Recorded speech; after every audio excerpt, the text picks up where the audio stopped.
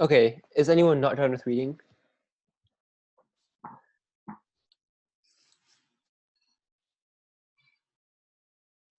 Okay, hopefully most people are done. We're going to get started because we only have 13 minutes, and I actually have a meeting at 7, so unlike last time, we can't go over time by 10 minutes this time. So, yeah, what are your thoughts on question 1? Should Cora turn over the bike to the police for their review? Before we actually get to the discussion, just a quick pointer. I think that most people would agree in this situation that the person who stole the bike is the one at fault. However, there's no option to go confront them and maybe report them to police or anything. She would do that if she could. The only two options are turning the bike over to the police, which screws her over, or not turning the bike over to the police, which screws the owner over. So the question is, what should she do? Anthony says, yes, they have a better chance of identifying it. The problem is that if they identify it and they give it to the original owner, then Cora just loses money because she gave money to the person who bought it, and now she can't contact them anymore, presumably.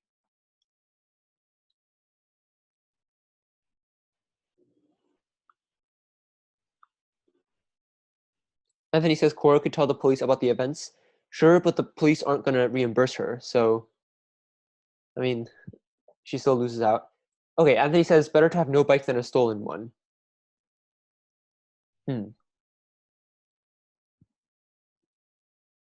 Why do you say that?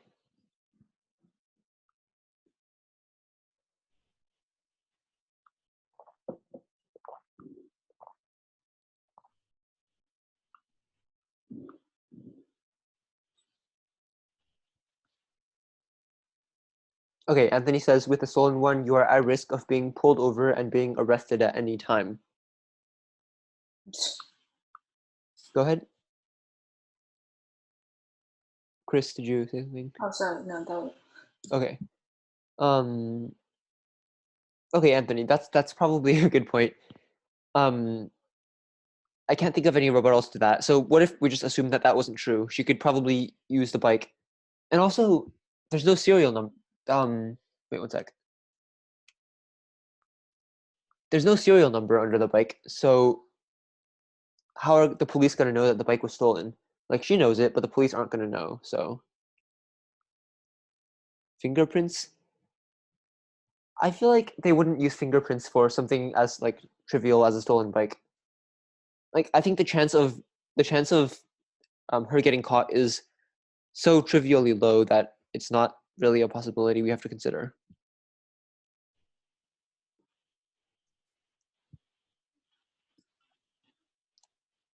Okay. Oh, Anthony says the police would probably let her keep it if they can't find a person. Sure, but if they do find a person, then she just lost out on maybe $150 or $100. How is that fair? And you can talk in the voice as usual if you want. She could face a week in, I mean, not, she could face like a few months in prison and the loss of the bike. So if she went on with the stolen bike, so it's better to just have no bike than to have no bike in jail time. Because like if she turns it in and it gets taken away from her, there's a chance she might be able to keep it. But at the same time, she can still get a jump start on saving money for another bike, for an actually legal one. The way I think about it is that if you're gonna get your bike taken away, at least ask for money or something.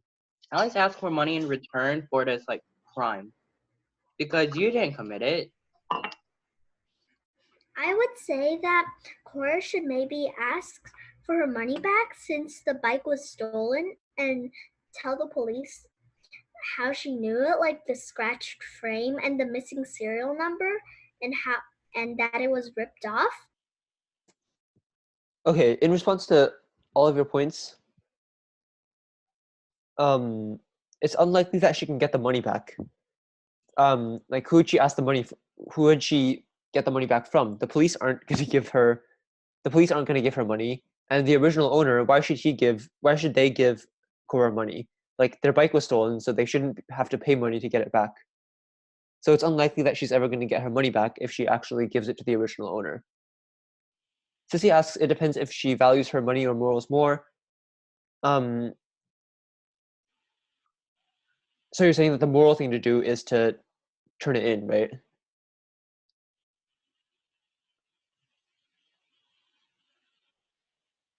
Okay.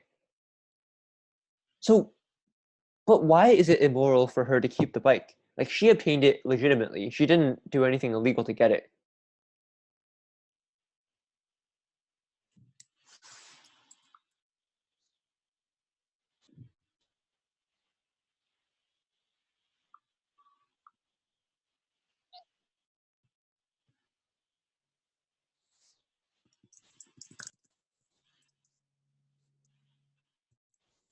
If she is immortal, okay, I assume you mean if she is immoral, then she'll get caught.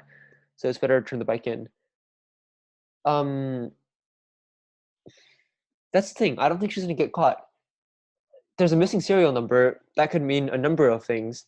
It's only sketchy because she knows the context behind everything.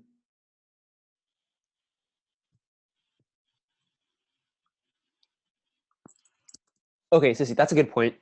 Sissy says she has a responsibility in making this decision, even if she doesn't have a responsibility in buying the stolen bike. That's probably a good point. Okay, what about the third question here? I think that one is interesting. How does the monetary value of the stolen property affect the case? If it was more expensive or less expensive, how would your decisions change? Like, let's say that it was like a $5 watch, so probably not a huge like difference. Or what if it was like a $3,000 like diamond ring? Either way, she could still ask for a form of compensation, From like who? like a finder's fee for the original from the original owner or something. Like if it's like $1,000 ring, it's $1,000 ring or some fancy sport bike, she can still ask for like I don't know $500 $500 thing. And what if the original owner refuses? What if they say like it's ours, someone stole it from us, why should we pay money to get it back? Because she wasted money. She basically wasted money to bring it back to them. So her effort and time and money should be appreciated. Well, okay, so let's say that it's worth $1,000 and Cora gives $1,000 to the person who stole it, and then the person who the original owner gives her 500 back. That means that both the original owner and Cora is going to pay 500 to the person who stole it. So Either way, though, Cora can get a head start. Cora can get a head start from whatchamacallit, in saving up for a new one, and the old owner gets the bike back. So theoretically, all's well ends well. okay, but I think that a lot of people would just it's it would be okay if they put like one of those like missing blank $200 reward or something. But if they didn't Yeah, do yeah. that, If they put one of those up, then definitely Cora would have struck it rich. but would it be immoral for the owner to receive their stuff back and then refuse to pay because like what if they didn't have enough money, or what if they just didn't want to because it's their stuff? Like like Cora isn't in Well, Cora already has a bike. So she could still live with using that one for another Oh, year. that's true. Okay. It's all a matter of how big Cora's patience is. Well, yeah. Sissy kind of reflected my point in the chat, which is that it's a difficult decision because if she returns it, she's literally losing the money that she saved for an entire year, which is quite a long time. All her work just came to a waste. Exactly. What about the other side of the discussion? What if it was um a $5 watch, like one of those cheap plastic ones? Or actually, before we move to that, Annie says, I think that Cora should take responsibility for her decision and turn the bike in. Since there is a consequence for everything, the stealer will be punished eventually, even if it's not arrest or fine.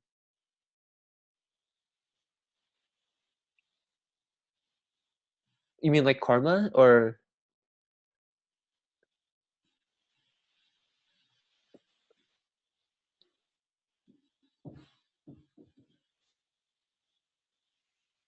Okay, so going to the $5 watch.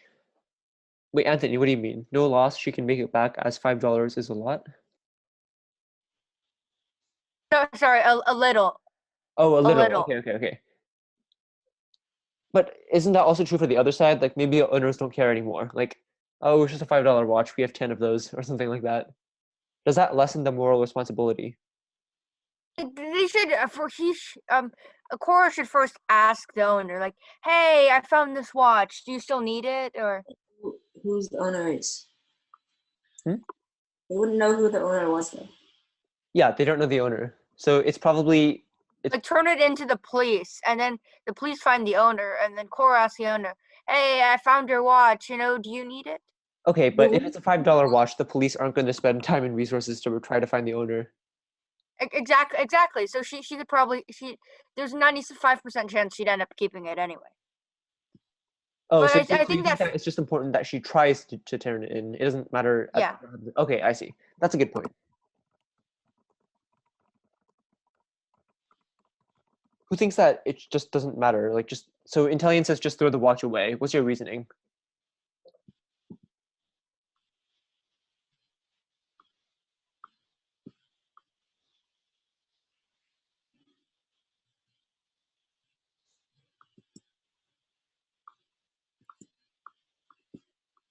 Sissy says, I don't think it's about how expensive it is. It's about how much effort she put in to save money for it.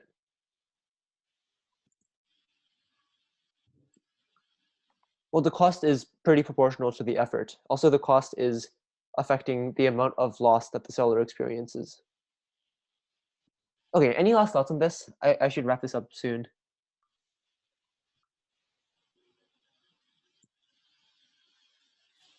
I know we didn't get to go over number 2. Actually, here, you know what? I can just be a bit late to the meeting. Let's go over number 2 really quickly. What should Cora do if she did have the contact info? So the thing that this changes is it becomes a lot more convenient and certain that she does turn it back in. And he says the consequence of Cora's action would be having to turn it in. The consequence is natural since Cora did have the choice of checking the bike.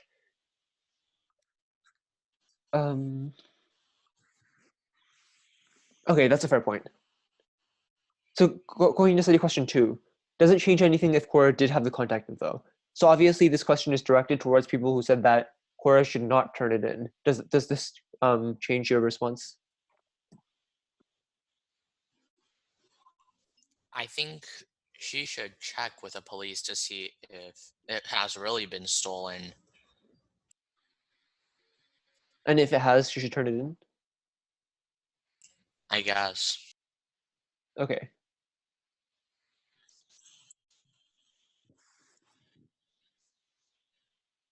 Intellian says it depends on Cora. Well, we're not. So do you think that either choice is fine? Okay, I see what you mean actually. So are you saying that like $5 is not enough to be like morally significant? So it's not really a moral choice either way. Is that what you're saying?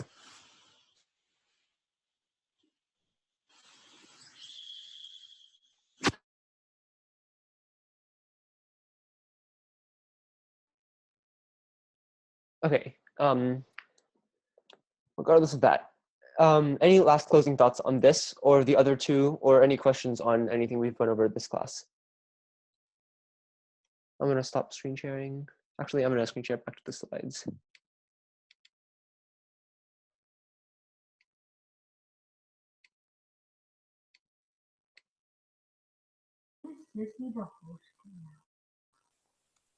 Okay, I'm back. I'm not sure what happened. I think my internet cut out. Can everyone hear me? Yeah, I don't think Cora should turn it in because like it depends on like who it got stolen from. But like Cora obviously is like it took a long time to get this bike. It's like a major commitment. But for like the owner, it might not be that much. Like Okay, I see. Okay, that about wraps up the meeting. Just a really quick preview of next lesson. It's probably going to be about metaphysics. So we might be discussing questions about free will, about personal identity and what makes us human, about questions related to religion and the existence of God. All of these are possibilities. So once again, thanks for everyone for coming to the class. I'll send the homework. I already sent the homework last night, actually. So it's optional. Do it if you would like, I guess. But I recommend doing it. It's pretty interesting. I linked a TED Talk that is from one of the leading modern philosophers. So that's it for the meeting. Feel free to leave. Goodbye. This time we managed to not go so over time.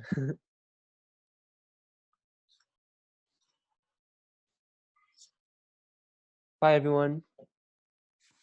Thank you. You're welcome. Thank you for coming. Thanks. You're welcome. I'm going to end the meeting right now. Bye.